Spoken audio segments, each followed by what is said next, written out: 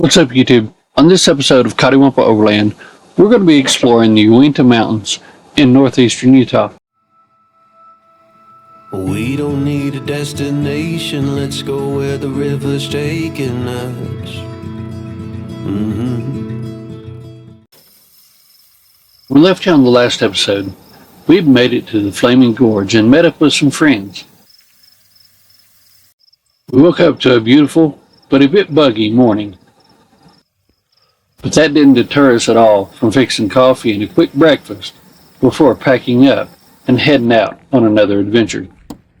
After saying see you later to our friends as we would be meeting up with them next month at an expo, we took off on our own another time and made our way towards the Uinta Mountains.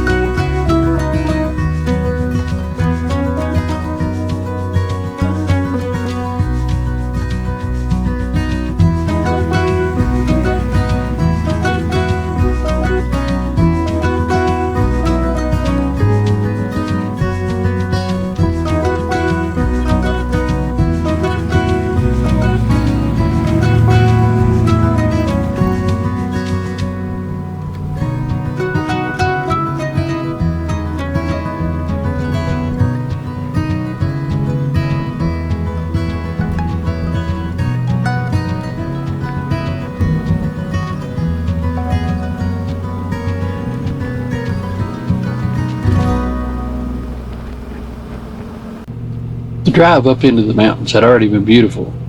And one of the things that we always like to stop and look at are old fire towers. And that's when we came across the sign for the Uinta Mountain Fire Lookout Tower. We just had to stop and check it out. As luck would have it, there was a National Forest Service volunteer there, and she was happy to tell us all about the history of the tower.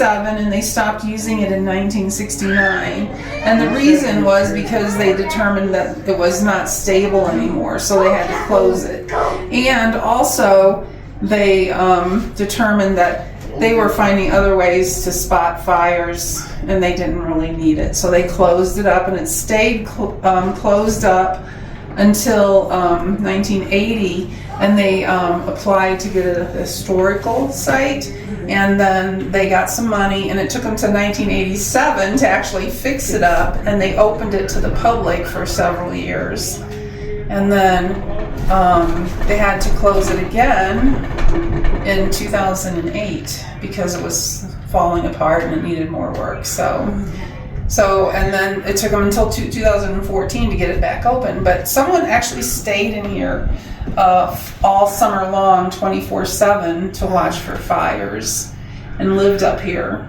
That's incredible. Wow. And, yeah. That's incredible. I met a man yesterday. He was 85 years old. He came up here, and I don't think I could come up here at 85. I hope I can, but I doubt that I'll be able to. But anyway, he came up, and he actually said he actually worked in here for one night. Oh, that's Oh, wow. In the 60s. And he said he was just a young teenager, and his teacher at school was the person who would come and stay.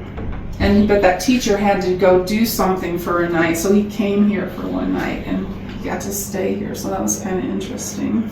Here's what they used to pinpoint the coordinates of the fire, and they would look through the little hole, line it up to the crosshairs, and point it at the fire, and then they could read the numbers and figure out exactly where the fire was.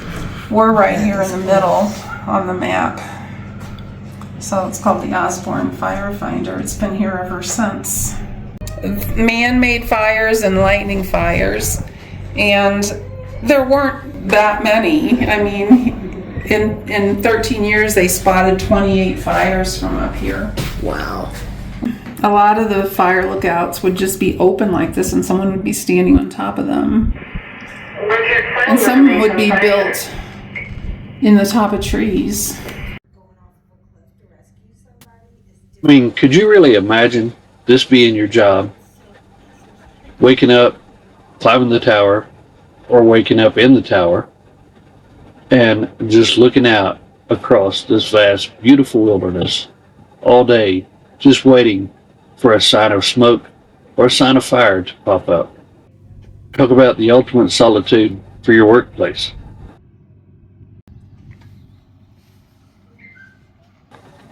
We spent quite a bit of time here just looking over the wilderness and thanking God that we were born in the USA. While I continued to look out over the vastness, Deb continued to have conversation with the Forest Service volunteer, learning more about her history and the Forest Service. After spending some time up there, it was time to make our way back down the tower and continue our journey. Come on. No. Daniel, don't go real fast. Okay.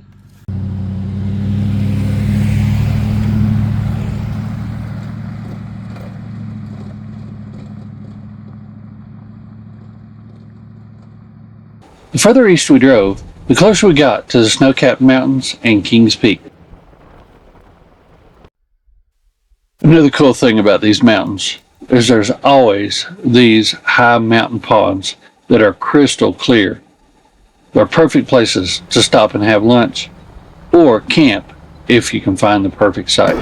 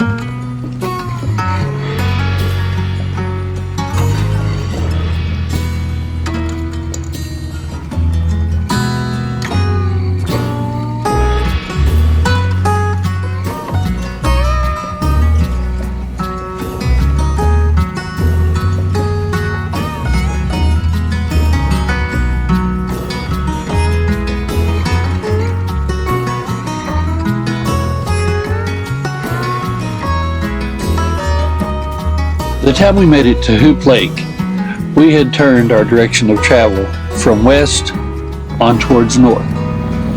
We were going to be making our way back into Wyoming to set up camp for the evening.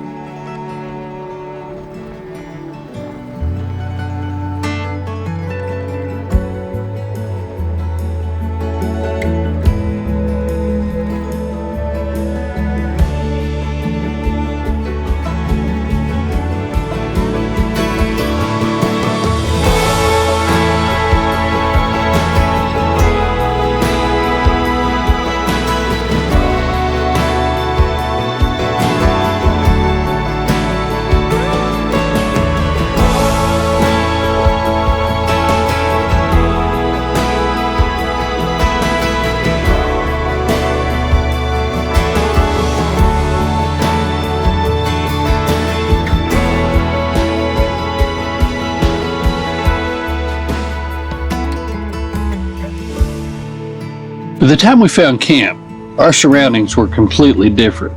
We were no longer in the mountains.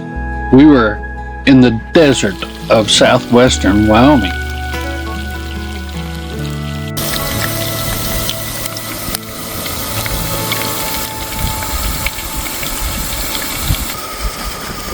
That might be a little much. We'd set up camp just outside Lyman, Wyoming, at a place called Crooked Canyon. This is not at all the lush green mountains that we were at earlier in the day, but there's something about badlands like this that really attract Deb and I. And they're really crunchy.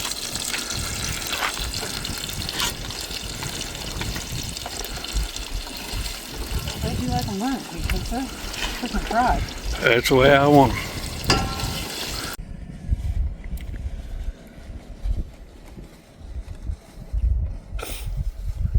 It's pretty rough, isn't it? Those potatoes are. I like them. So there are places throughout the world that has rocks that ring. And we're out here in southwestern Wyoming. Didn't have any idea that that kind of thing was out here. But we ran over these rocks right here with the truck and heard a ringing sound. So it's not this one.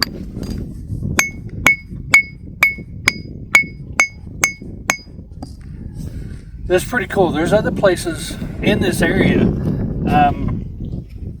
that has something like that, but we had no idea it was here.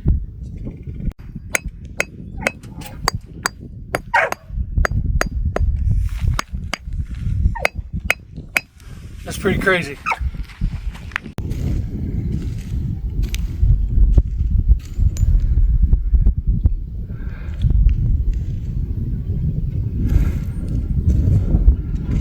After dinner, we spent all evening exploring our surroundings and was finding all kinds of really neat stuff. So right here around camp, we've been finding all kinds of fossils and ringing rocks, and I'm no geology expert, but I think we found some petrified wood in here too. This is really cool.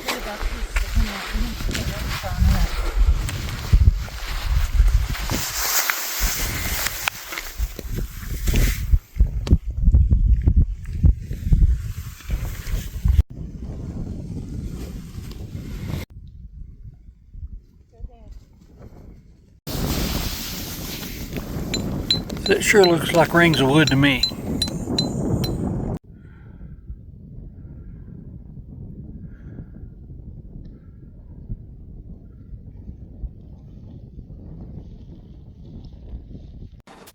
By the time the sun started to drop in the sky and paint the desert with a golden hue, it was time for us also to settle down, enjoy the sunset, and just reflect back on what a beautiful day we'd had.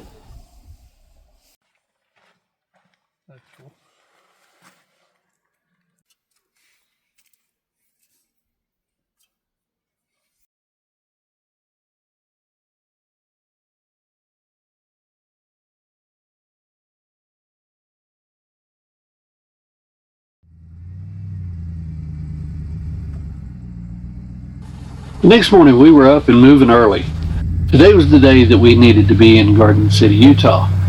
But on the way, there was a couple stops that we wanted to make.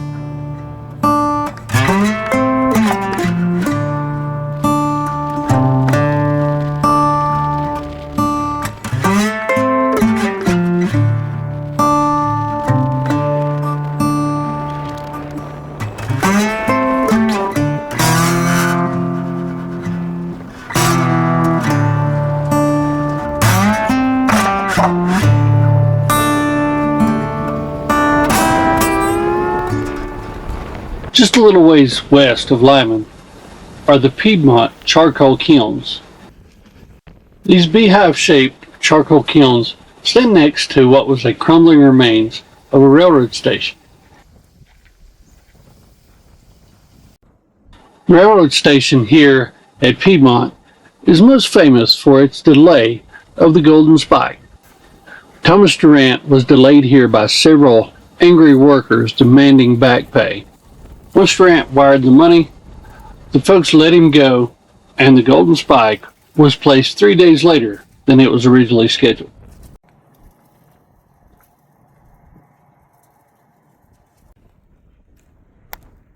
The production of charcoal in this area started about the same time the Union Pacific Railroad was built in 1868. Charcoal that was produced in these kilns was used from everything from heating homes to powering locomotives, all the way to smelting iron and silver.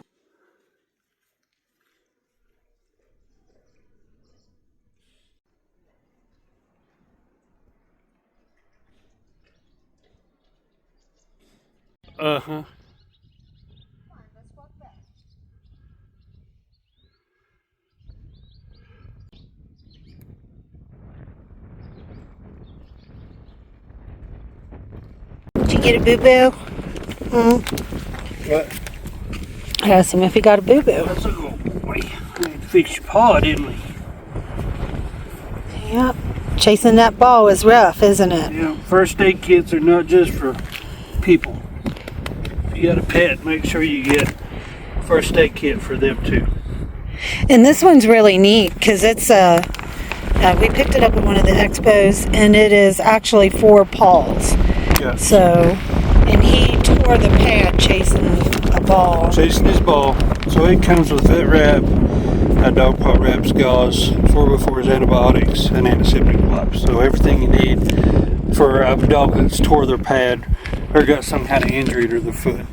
So check them out. There you go. Okay.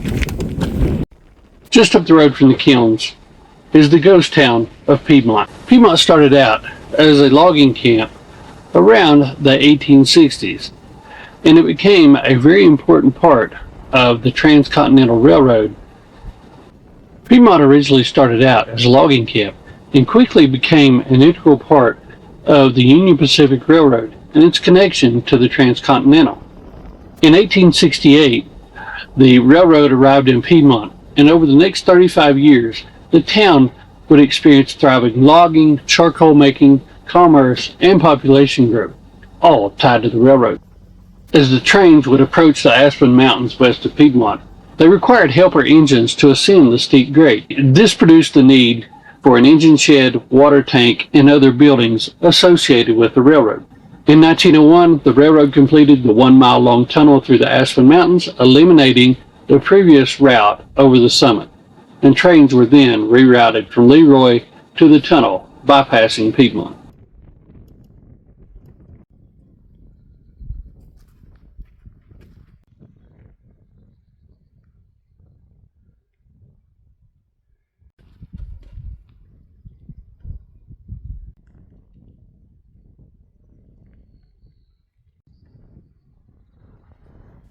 All that remains of Piedmont today are some buildings that are fallen, some evidence that people were here, and a cemetery commemorating those who've made this community so great.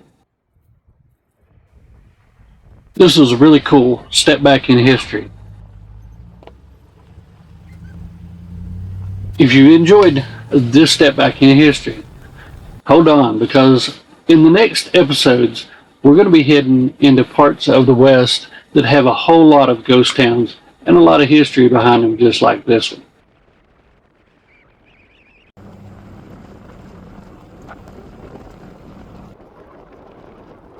Hopefully, in addition to that, we'll get to see some more wildlife. I mean, who knew you could see pelicans in the middle of Wyoming? Get out and adventure, because when you do, you never know what kind of history you're going to find, what kind of adventure you're going to find yourself on, or what kind of wildlife you may see. Thanks again for riding along. And until next time, see ya.